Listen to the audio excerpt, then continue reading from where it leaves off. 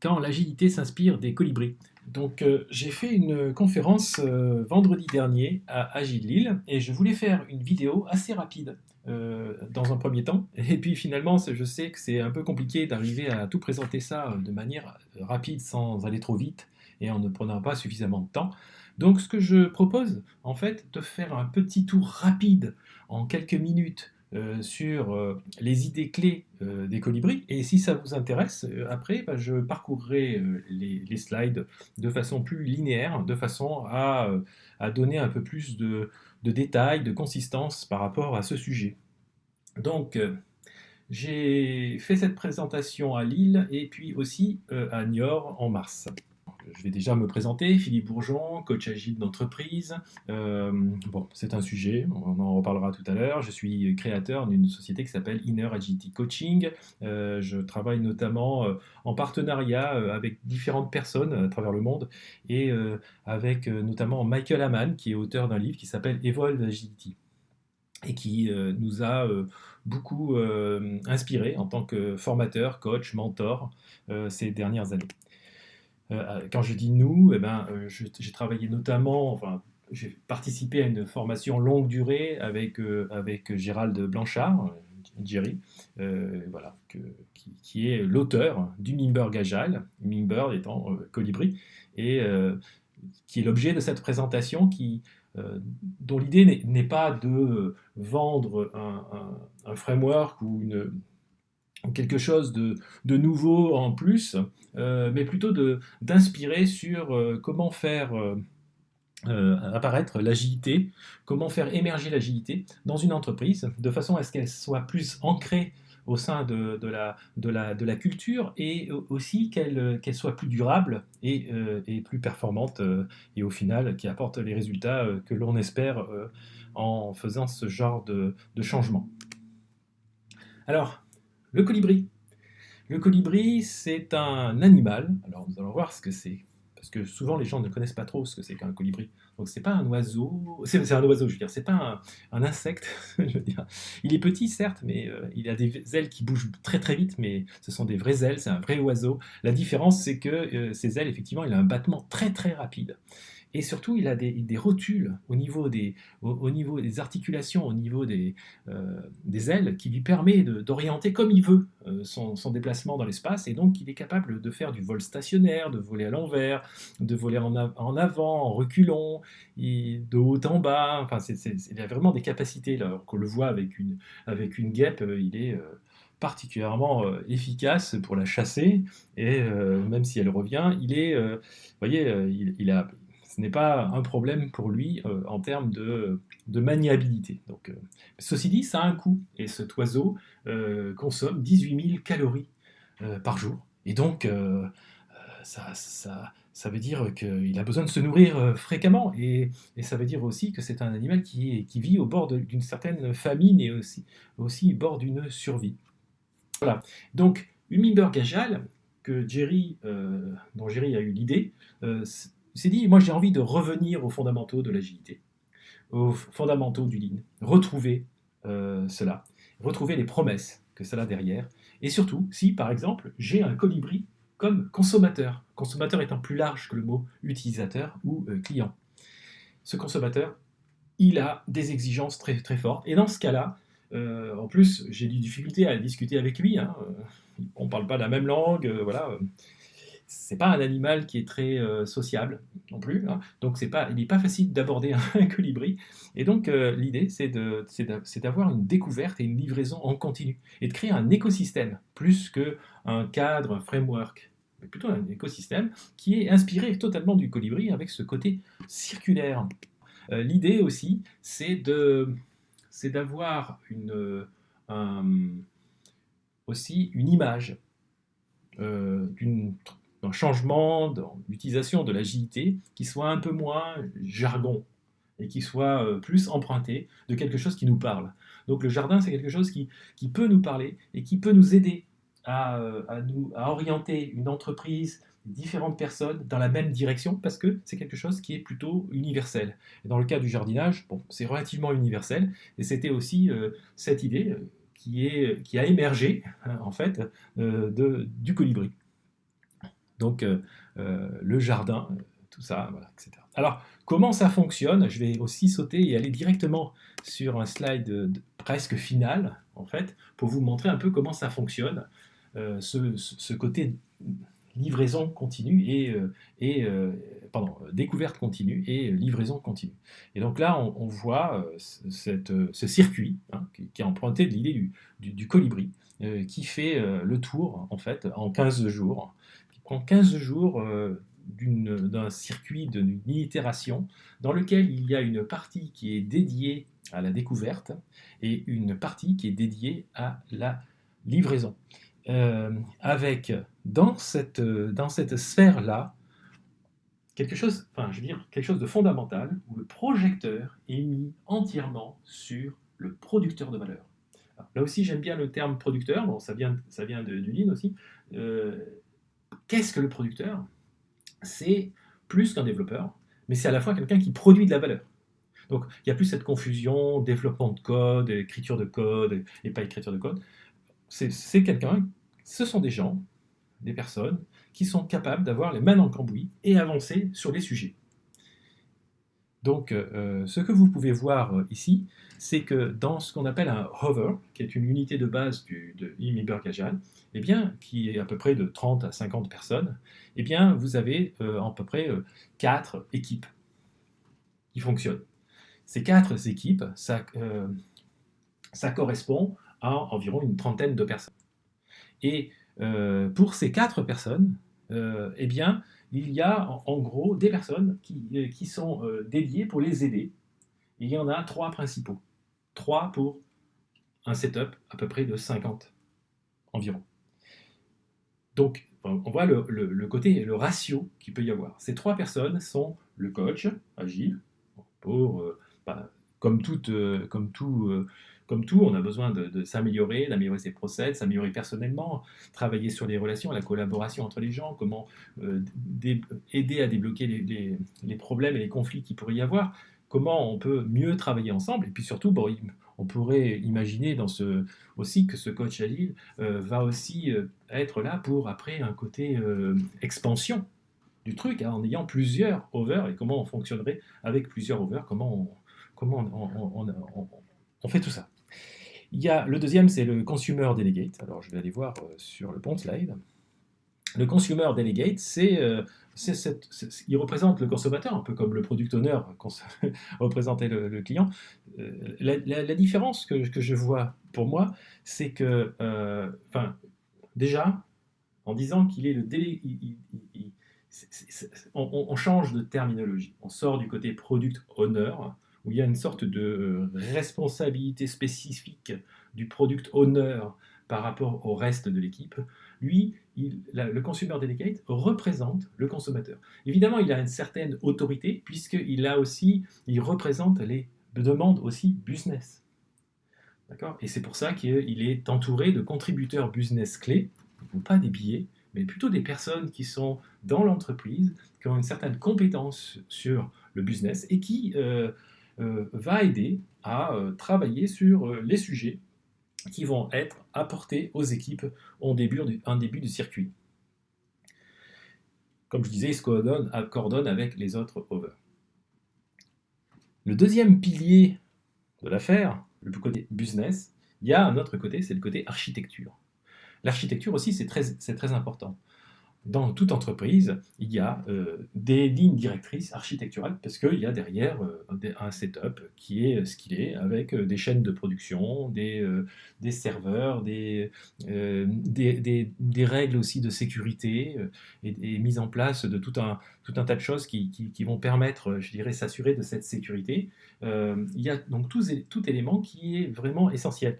Et puis il y a aussi des technologies qui sont utilisées. On ne va pas utiliser 36 000 technologies, surtout si on veut passer à l'échelle, et puis après, bon, on risque d'avoir telle équipe ou tel hover qui va faire telle chose, tel hover qui va faire autre chose, et on va avoir beaucoup de difficultés, donc on a besoin d'aligner un petit peu tout ça.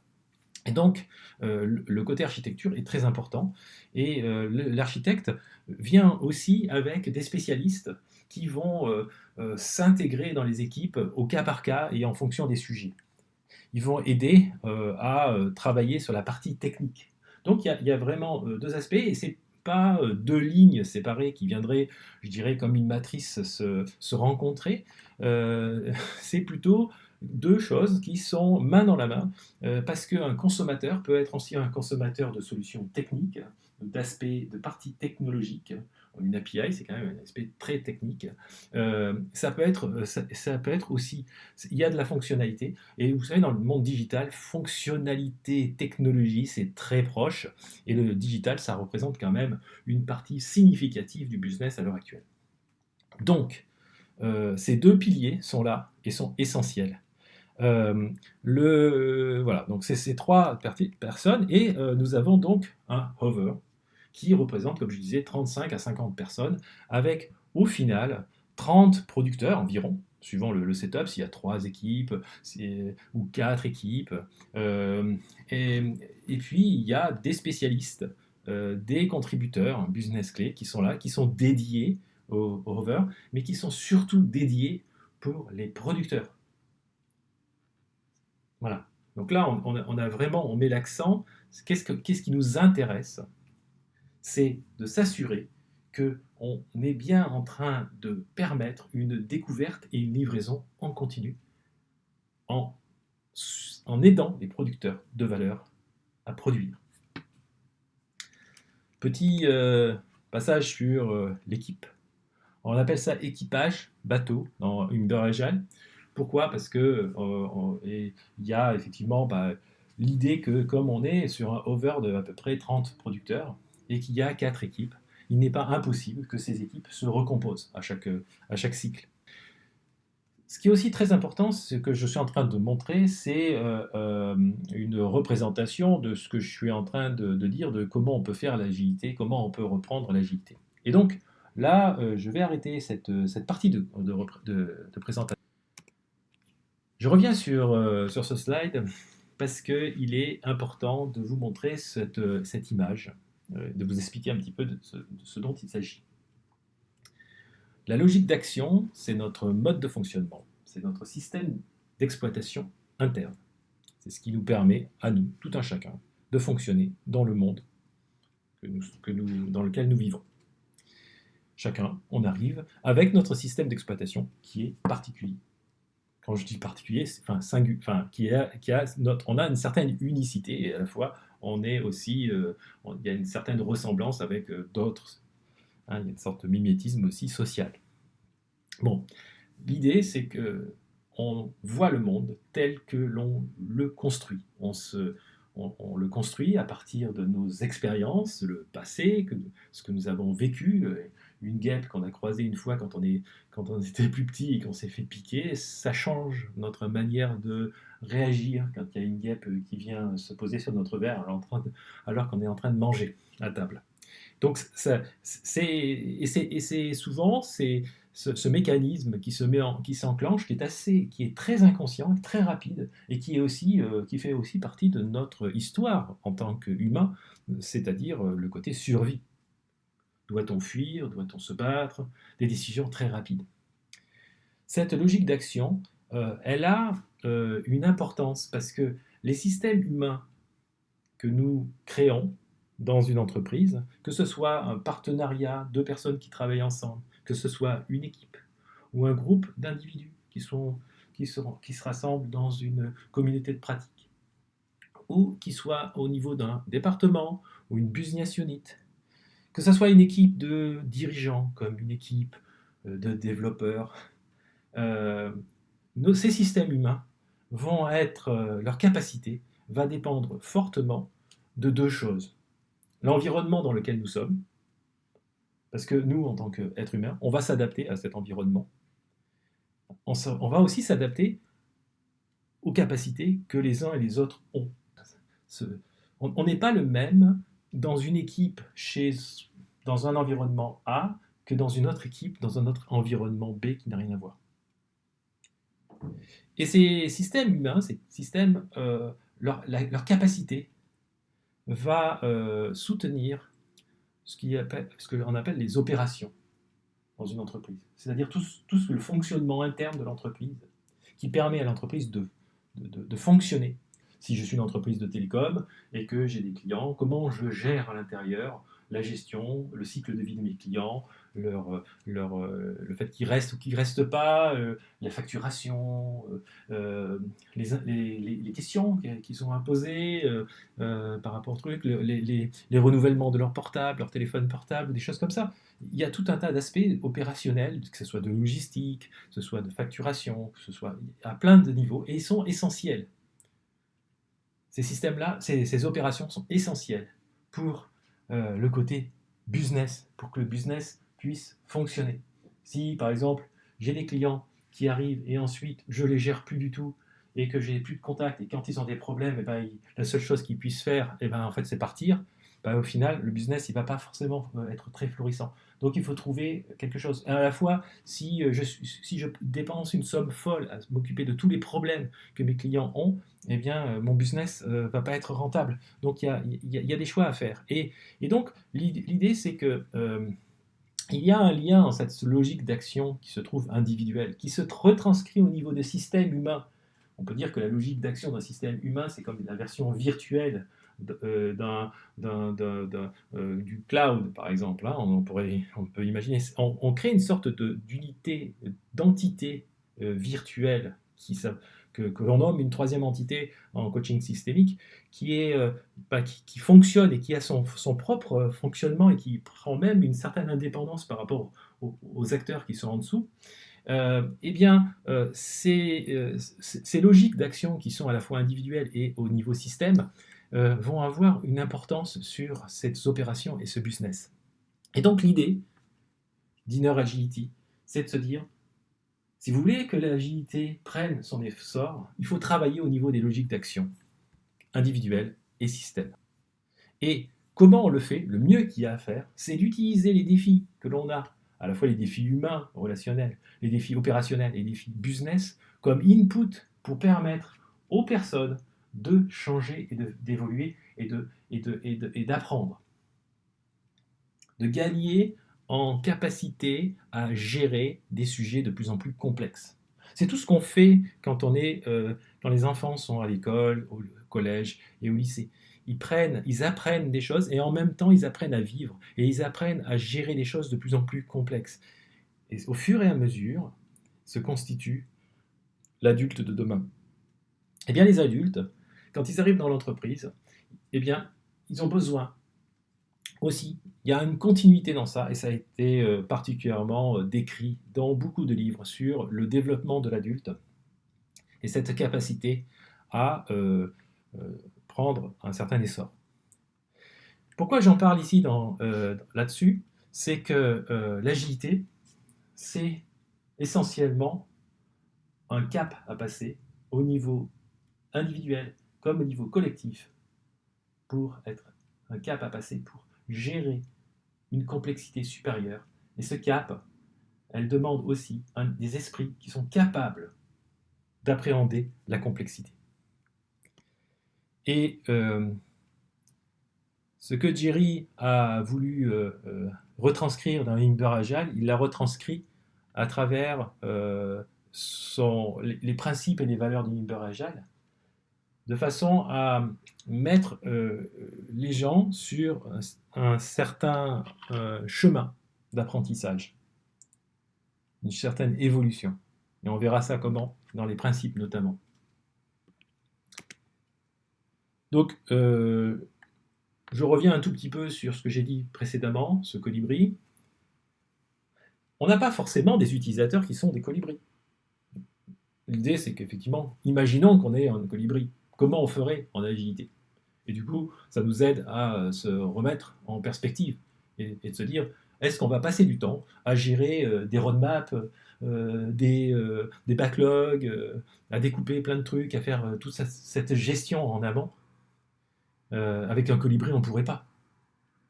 C'est certain. Et c'est pour ça que Imber Agile va sur ce terrain de découverte perpétuelle et de livraison continue. À propos de la découverte perpétuelle, vous avez le livre de Teresa Torres hein, sur Continuous Discovery Habits, qui peut être intéressant aussi à lire. Voilà. Mais voilà. Et ça pourrait vous donner une idée un petit peu de comment on pourrait faire. Parce que le comment, il faut le faire émerger. Il va dépendre du contexte, il va dépendre des capacités de chacun. Hein.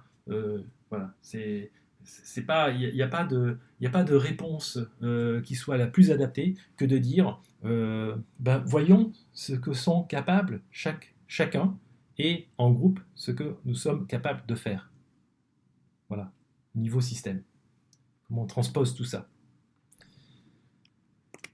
Donc, l'idée, c'est qu'effectivement, ce colibri ne recherche pas de la nourriture, enfin recherche de la nourriture, ne prédit pas à l'avance où c'est qu'il va trouver cette nourriture, il va faire une sorte de circuit, d'où cette image de circulaire hein, qui est de Himmelberg Rejal, et tout ce qui est planification et prédiction, bah, il n'a pas le luxe de le faire, et aussi, si on était jardinier, on n'aurait pas, enfin voilà, quand on gère un jardin, on a aussi beaucoup de choses sur lesquelles on doit découvrir parce que les plantes, ça pousse, ça meurt, ça vit. Enfin, voilà, il faut donc découvrir un jardin fait partie du travail enfin, cette découverte perpétuelle du jardin fait partie du travail du jardinier qui va voir ses plantes, voir comment ça se passe, tailler, couper, refaire, bouger les choses, planter d'autres choses, etc. Donc c'est un travail qui est continuellement en perpétuelle découverte et il n'y a pas vraiment, il y a moins de planification. Et donc la question qu'on se pose, c'est à l'heure actuelle, avec nos ressources, avec nos environnements de plus en plus complexes et chaotiques, pourquoi on consacre autant de ressources? Parce que finalement, la question, elle est se dire, est-ce que le colibri, en tant que consommateur, on l'a peut-être pas tous, mais est-ce que le marché n'est-il pas un colibri?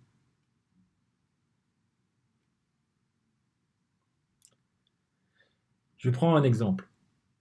J'ai créé mon entreprise, ma deuxième entreprise. J'en ai créé une première en 2000. Je suis passé par un système très traditionnel, avec une banque très traditionnelle, etc., etc. En 2022, j'ai créé ma deuxième entreprise. Et quand je l'ai créée, eh bien, le greffe du tribunal, tout ça, machin, m'a bien orienté vers, pour pas faire de la pub, une société, une banque, une néobanque. Et ils ont eu raison, parce que c'était hyper efficace. Incroyable.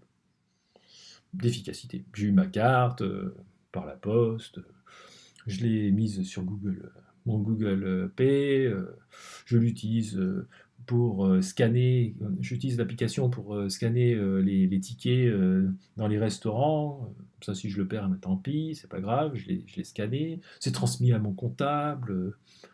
Voilà, pour un prix qui est, ma foi, intéressant, hein, je veux dire. Hein, par mois, je paye moins de 10 euros, c'est incroyable. Et en plus, non, j'ai même pas payé pendant un an. C'est juste incroyable. Eh bien, bon, je me suis quand même posé la question, mais si j'allais vers ma banque traditionnelle que je connaissais, que j'aimais bien avant et avec qui j'avais eu ma première entreprise. Et donc, je me suis posé la question, je me suis dit, bah, tiens, pourquoi ne ferais-je pas ça? Pour différentes raisons que je ne détaillerai pas, mais je me suis allé vers eux. Et donc, je suis allé vers eux et il a fallu un mois. Un mois de paperasse, d'échanges, il a fallu venir dans l'agence. Et encore, on m'a déjà raconté qu'il y a d'autres personnes, c'est pareil, hein, des fois, quand il y a des entreprises à plusieurs partenaires sur lequel l'agence est à un endroit et que les différents associés sont à différents endroits en France, faut que la personne prenne le train pour aller chercher sa carte. Donc je veux dire, c'est un peu ubuesque. Et puis, cerise sur le gâteau, la carte pro, on peut pas la mettre sur Google Pay. En fait, on peut la mettre sur nulle part parce on peut l'utiliser qu'en physique. Ah oui, ah, d'accord, bah, génial. Et l'application qui est belle, ah bah oui, elle me sert à rien en fait. Elle me sert à rien parce que je peux même pas scanner mes trucs. En fait, elle me sert à rien. Et puis bon, ils sont généreux, ils me font 15 euros par mois pendant un an, pas gratuit. C'est gentil hein, pour la première année. Ensuite, ça sera 30. Bah bon, alors, moi, marché, comment je bouge par rapport à ça? Comment je pivote? Si les entreprises ne sont pas capables de pivoter et de faire de la découverte perpétuelle, ben, les consommateurs, eux, si. Et ils font ça tout le temps.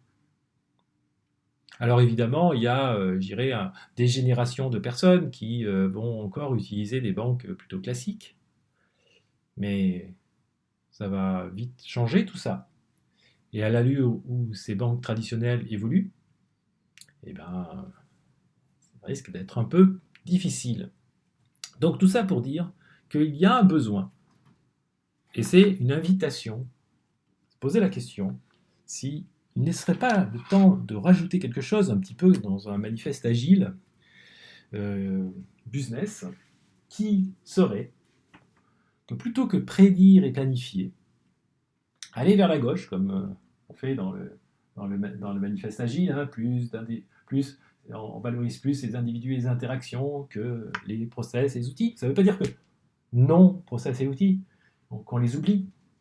Ils sont toujours là, ils sont toujours importants, mais on va d'abord mettre l'accent sur les individus et les interactions. En fait, les individus et les interactions vont trouver, ou vont faire évoluer, ou vont changer d'outils et de process si nécessaire. Parce que c'est ça le plus important. C'est eux. Eh bien, là, l'idée, c'est d'aller vers le sentir et répondre. En anglais, ça serait sense and respond. Et l'idée, là-dedans, ce que je vais vous proposer, que je vais vous présenter, est très simple. Nous avons tous, donc, comme je disais, une logique d'action, une sorte d'individualité basée sur notre expérience, notre éducation, tout ce qu'on a pu découvrir, lire, et les constructions mentales que nous avons générées, nos croyances. Tout un tas de choses. Nous avons une construction mentale, une construction de la réalité. Nous voyons le monde tel que on l'imagine, plus que tel qu'il est réellement. Et donc, ce système est en background, il est tout le temps, il est constamment, et il gère toutes nos pensées, même notre manière de voir les choses, et évidemment nos décisions. Donc quand un problème ou un défi s'offre à nous, nous allons le sentir, le percevoir d'une manière qui va être empreinte de notre individualité. On ne va pas le sentir et le percevoir de la même manière chacun. Il va y avoir une certaine caractéristique de cela. Et donc, comme c'est un problème et un défi, et que il va sûrement nous poser un problème par rapport à notre création de sens habituelle, par rapport à la signification que l'on donne au monde, par rapport à notre vue du monde, par rapport au monde tel qu'on croit qu'il est, eh bien, on va devoir créer du sens.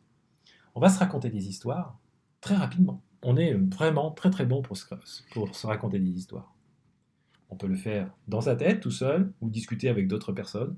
On va en profiter. Et je veux dire, il n'y a pas besoin de lutter contre ça. C'est naturel, c'est notre manière d'être. Nous sommes des êtres, des êtres sociaux, des êtres aussi intelligents, et on a besoin la création de sens et se raconter des histoires fait partie de notre méthode, de notre manière de travailler. Ce n'est pas un problème en soi.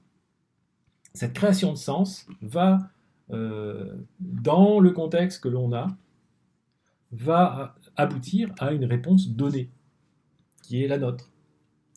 Et cette réponse, on va percevoir les impacts.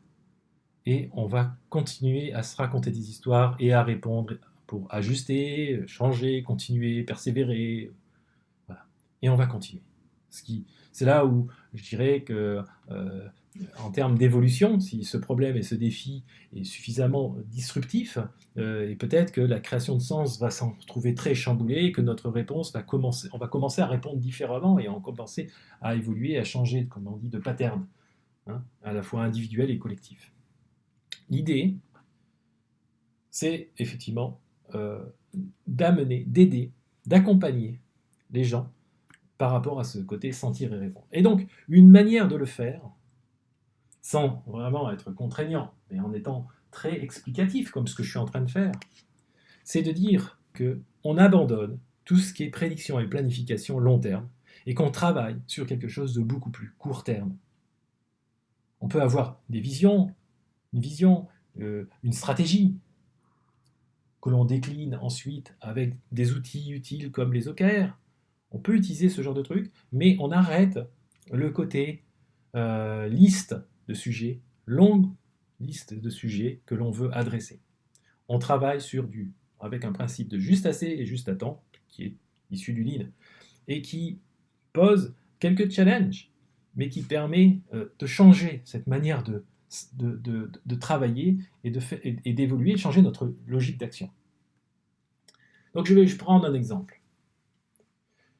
Je suis product manager et dans une entreprise, dans une banque, on a décidé de faire un superbe portail pour donner accès à des clients, plutôt clients entreprises, sur les différentes choses que la banque propose.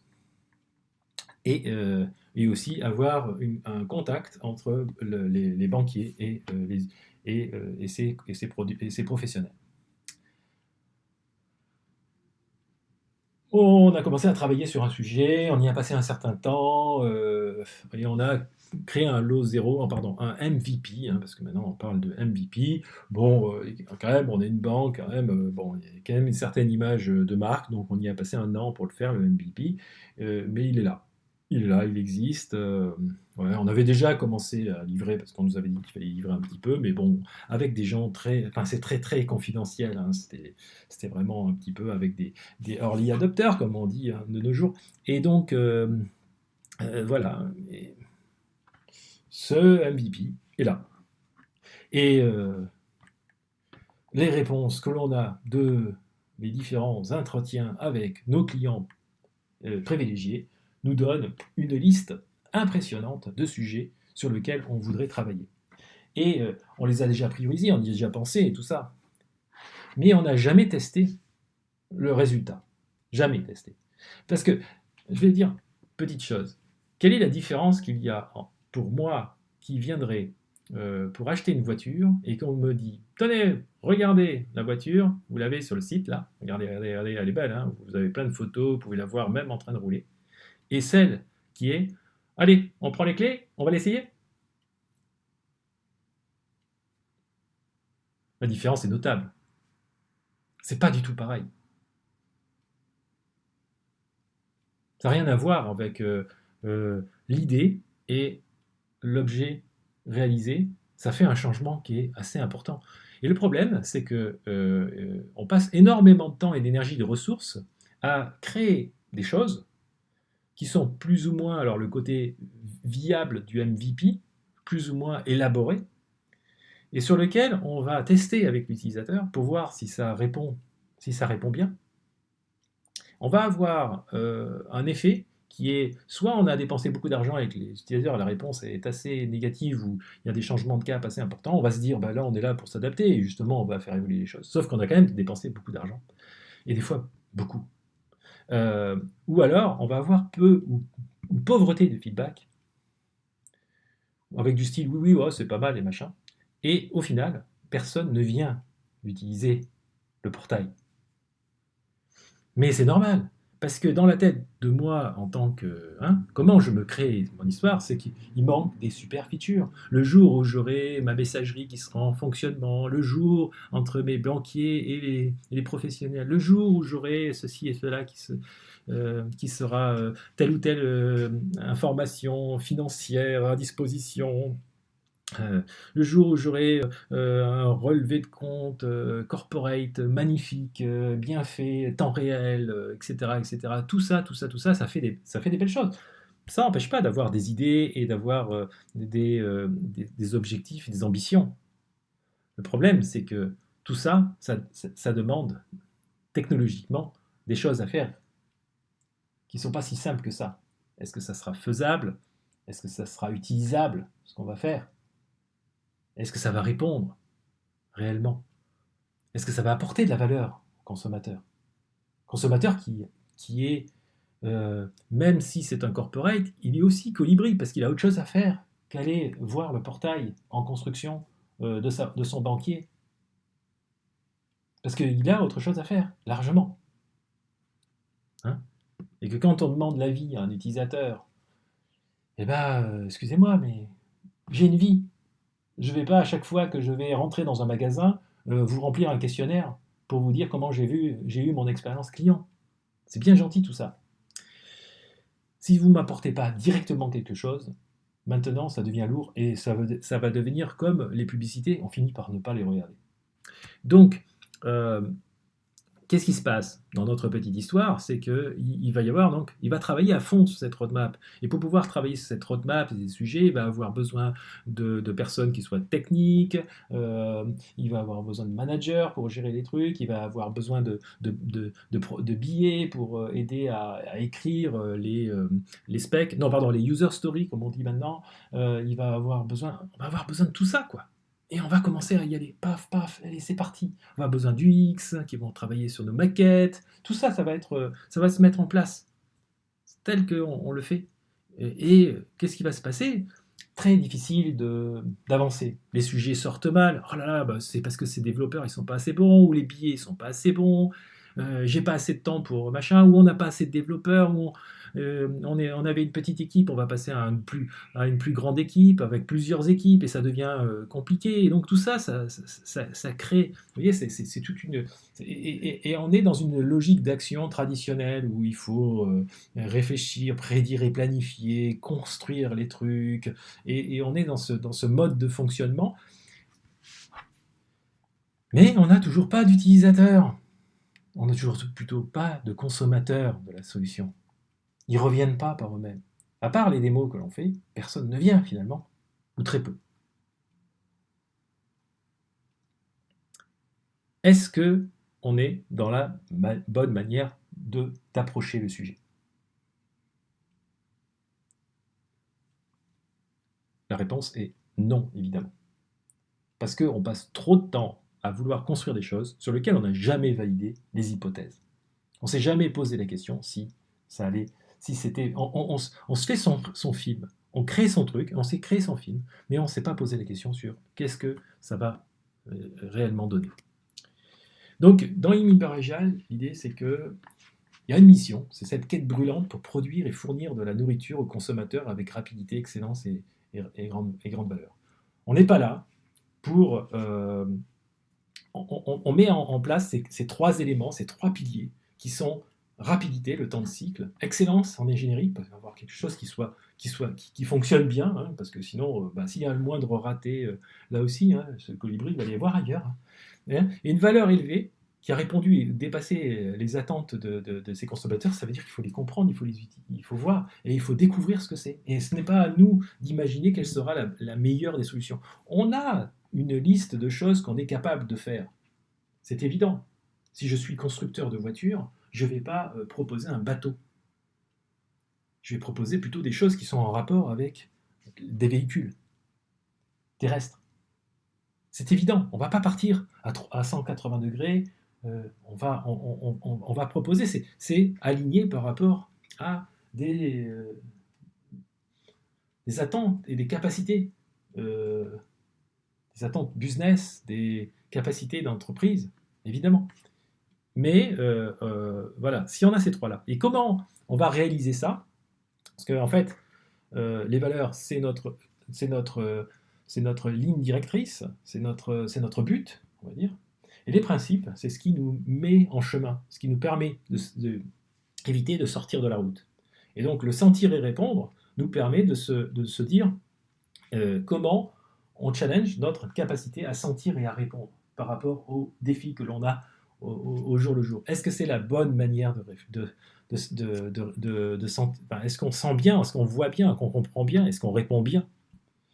Le deuxième, centré sur le producteur de valeur. Si on veut vraiment avoir un temps de cycle, excellence engineering et une valeur élevée, eh bien, c'est les producteurs de valeur sur lesquels il faut s'assurer que on prend soin, on lui permet de faire son travail avec une exigence de juste à temps et juste assez. Et pour revenir sur le côté gaspille, en évitant les réunions en un état d'esprit, zéro réunion.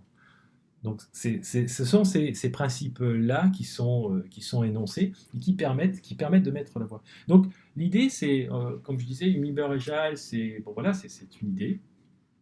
Et cette histoire de colibri et cette conférence, c'est pour se dire, ouais, voilà un exemple. Après, adoptez ce que vous voulez. Prenez ce que vous avez envie de prendre. Voilà. Donc, quand j'avais parlé tout à l'heure de côté métaphore, trouvez la bonne métaphore. Si le jardinage, ça ne vous parle pas au niveau de votre entreprise, prenez une autre métaphore. Là, dans le cas de Mimber Agile, ce qui est intéressant dans cette histoire de jardin, c'est que le jardin, c'est un backlog amélioré. C'est un backlog amélioré, pourquoi? Parce que c'est un lieu où le jardinier, enfin le producteur et le consommateur se rencontrent. Bah oui, inévitablement.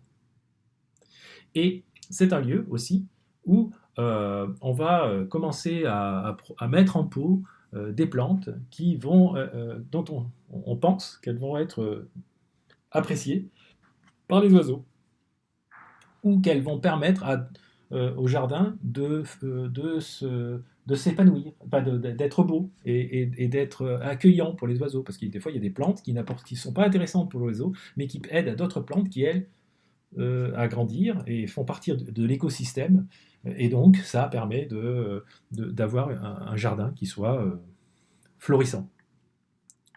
Et puis ça peut aussi, comme on a vu dans la vidéo, ces distributeurs qui sont faits par les amoureux de colibris et qui veulent s'assurer qu'ils trouvent de la nourriture quoi qu'il arrive, eh bien ces distributeurs, eh bien, on peut avoir ce liquide qui est fabriqué à partir des éléments constituants de ces différentes plantes. Pourquoi pas? J'en sais rien, je suis pas jardinier. Je ne connais pas le colibri non plus.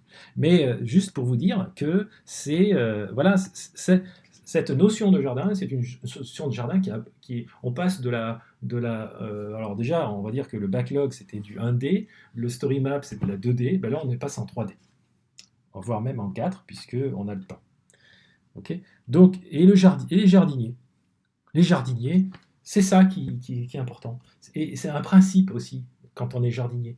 On est amoureux de la nature. On est amoureux des animaux qui sont là. On fait attention aux choses. On va s'assurer que le jardin respire aussi, qu'il ne s'étouffe pas, qu'il soit bien entretenu. Et ça demande certaines choses. Et le jardinage, c'est ça. Comme par exemple, découper ce qui n'est pas nécessaire. Ce qui va dans le principe du juste à temps. Ce qui va aussi dans le principe de la découverte et de la préparation de ce jardin. Et ça doit se faire de manière adaptative, en se disant, bah, peut-être, ah non, finalement, ça, c'était pas très très bon. Donc, on découpe. Tout à l'heure, j'ai montré le circuit. Là, je voudrais montrer un petit peu le landscape, l'environnement d'une équipe de type colibri. Donc, là, on retrouve nos 4 équipes. Et on a nos 3 délégués, nos 3, on va dire, non-producteurs. Servant leader, on pourrait dire. D'accord? Mais ils sont un peu plus que servant leader. Parce qu'ils sont là pour aider. Ils ont une certaine autorité. Une autorité d'architecture, une autorité business, une autorité de process. Ça n'empêche pas. Mais ils sont là au service de ces équipes. Parce que c'est eux qui produisent la valeur. Et que si eux, ça ne fonctionne pas bien, eh bien, leur travail ne servira à rien. Donc, leur priorité, c'est eux. Et ça se traduit comment? Ça se traduit par un espace et des habitudes. Par exemple, il n'y a pas de daily, Scrum ou Kanban, dans une Mimber Agile. L'idée, c'est d'avoir des moments qui sont prévus pour favoriser la clarté, pour favoriser les échanges, pour favoriser la découverte. Comment ça se passe?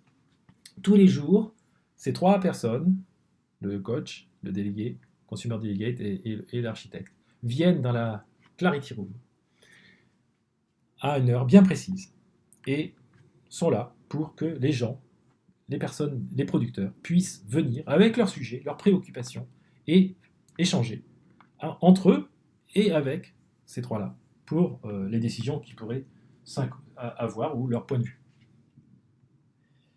Donc, en la fois, c'est aussi une salle qui est dédiée pour le hover, de façon à ce qu'il puisse y avoir des ateliers de travail, à la fois d'architecture, de diagrammes, de représentation des sujets, enfin, voilà. Et c'est aussi dans cet esprit-là qu'on est là, sur Clarity Room. On n'est pas là juste debout, parce qu'il faut être debout devant un tableau. Et c'est pas parce que c'est pas parce qu'il y a des tableaux que il y a forcément des post-it dessus. Il peut y avoir de tout. Et puis, dans le monde moderne actuel, avec le côté distanciel, cette Clarity Room, ça peut être un espace virtuel. Comme, et ce que je recommande aussi, avoir la même chose en physique, de façon à ce que quand il y a des moments où les équipes se retrouvent ensemble, elles puissent bénéficier de ce contact physique qui est souvent très important. Donc, ces trois personnes, ces trois leaders du Hover sont à disposition et sont là pour permettre cette clarté. De la même manière, ils vont avoir un rituel aussi, c'est leur deuxième rituel, c'est d'aller faire le tour des différentes équipes pour aller voir comment ça se passe. C'est ce qu'on appelle le Gamba Walk, en bon lignien japonais, c'est-à-dire de voir un petit peu comment, de voir un petit peu ce qui émerge et où les demandes et les questions qu'il peut y avoir.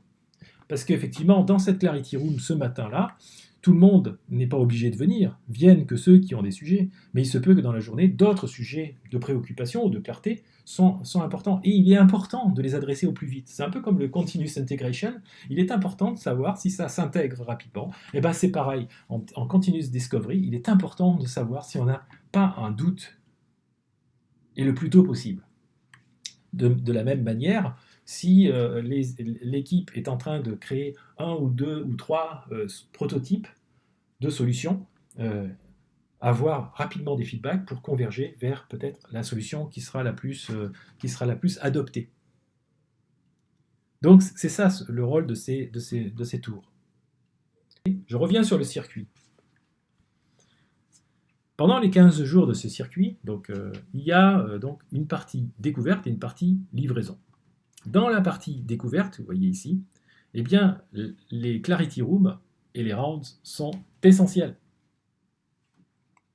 Parce que quand on a, dans le circuit planning, on a pris les sujets sur lesquels on va travailler, que les équipes se sont constituées si besoin, et que le circuit démarre, dans cette partie de planification et de démarrage du nouveau circuit, avec des sujets qui ne sont pas en definition of ready parfait, mais qui sont suffisamment, qui ont des éléments assez vagues, on peut travailler sur ce truc-là, et on pense que en moins de la moitié du circuit, on aura déjà un ou plusieurs prototypes valides sur lesquels on va pouvoir prendre des décisions et ensuite construire la solution que l'on va mettre en delivery rapidement pendant la deuxième partie du circuit. Voilà. Donc, dans cette partie-là, on a besoin d'avoir un contact particulier. Ça ne veut pas dire qu'on n'en a pas après, que les rounds continuent, les rounds vont continuer, ça c'est sûr, mais peut-être que les Clarity Robots, il y aura peut-être moins de monde, ou pas. En tout cas, ils sont là, ils sont toujours à disposition. Mais c'est juste pour mettre l'accent là-dessus. Ici, c'est, on va dire, le refinement du backlog. Mais en version, on élague. On passe plus de temps à élaguer, à travailler sur les sujets qui sont les plus importants maintenant, et on ne va pas parler de la roadmap 2023-2024. On va parler sur les sujets sur lesquels on avance. Et on a pu les nouveaux sujets. Ce que le Consumer Delegate, par exemple, avec les contributeurs business clés, a pu commencer à échafauder. Un petit peu de détails, d'informations. D'accord ? Et dans le pruning, est invité ceux qui veulent, mais essentiellement plutôt un crew lead, ici, de façon à ne pas... s'il est disponible, ou ça peut être quelqu'un dans l'équipe qui est son associé ou une autre personne qui puisse travailler. Enfin, il n'y a pas de hiérarchie dans une crew, dans un équipage. C'est plutôt la bonne personne qui peut participer à ces moments-là. Il faut que ces éléments-là ne prennent pas trop de temps, mais soient suffisamment, juste assez, pour pouvoir démarrer le prochain planning. Voilà. Le 14e jour sert un petit peu de ralentissement. Là, on est à fond, on va dire, on est à une certaine vitesse, on est concentré. Et là, on sort un petit peu. lève le stylo, on commence à commence à collecter tout ce qui est métrique, voir un petit peu ce qui peut être intéressant et s'assurer qu'on va pouvoir présenter les choses, pour pouvoir collecter les bons feedbacks, qu'on va pouvoir s'assurer qu'on a terminé quelque chose pour prendre le crédit du truc en se disant bravo, bravo tout le monde, qu'on va pouvoir faire, qu'on aura suffisamment d'éléments pour pouvoir faire une rétrospective qui nous permettra un look back. Et là aussi, on peut utiliser des termes qui sont peut-être plus parlants. Ici, c'est des termes anglo-américains qui peut-être nous parlent moins, mais peut-être que dans un autre contexte, ces termes seraient différents. Donc voilà, Hummingbird peut être ensuite à l'échelle. Je ne conseille pas de partir sur un truc à l'échelle tant qu'on n'a pas maîtrisé déjà un premier setup. Et donc ce que j'aime bien dans Hummingbird Agile et dans cette idée, c'est ce côté hover, commencer sur un setup sur lequel, dans un hover, en termes de budget, il est assez fixe et à la fois, on a une force de frappe particulièrement conséquente. On a un ratio de producteurs tellement important et si on arrive à bien les faire travailler, ce qui n'est pas si simple que ça à faire apparaître, eh bien, et à faire réussir, c'est ce que disait Ron Jeffries il y a très longtemps et que mettait dans son blog aussi, c'est que faire travailler une équipe hautement performante, agile, ça peut mettre à genoux un business. Parce qu'il faut l'alimenter, cette équipe, si elle a vraiment toutes les latitudes pour avancer. Voilà, donc c'est quelque chose, et ça, je connais, j'ai déjà vécu cette situation, donc je sais que c'est pas si évident que ça, qu'un business soit en capacité d'alimenter une équipe, parce qu'elle parce qu'elle peut délivrer beaucoup de valeur très très vite et de manière très fréquente. Voilà, et donc il y a un livre pour aller plus loin. Il y a aussi des cours qui sont proposés d'introduction Hummingbird Agile pour ceux qui vous seraient intéressés. Mais encore une fois, mon idée, ce n'est pas de vendre ceci, c'est de vous inspirer. De vous inspirer et de vous dire, voilà, effectivement, il y a du comment, mais il y a aussi cette image. Comment on peut revenir sur une agilité écosystémique, plus qu'une agilité qui soit framework. Une agilité qui parte de l'intérieur et qui se développe dans l'entreprise, qui rayonne dans l'entreprise. Comment on peut revenir sur un lean et une agilité avec les promesses telles qu'elles étaient faites, sans être détourné par un mode traditionnel qui n'a pas complètement compris ce que l'agilité c'est, qui reste sur un mode très classique de bonnes pratiques, de solutions, de techniques éprouvées du passé, mais qui ne correspondent pas au niveau de complexité du monde dans lequel nous sommes. Ben voilà, merci. J'espère que cette vidéo vous sera utile.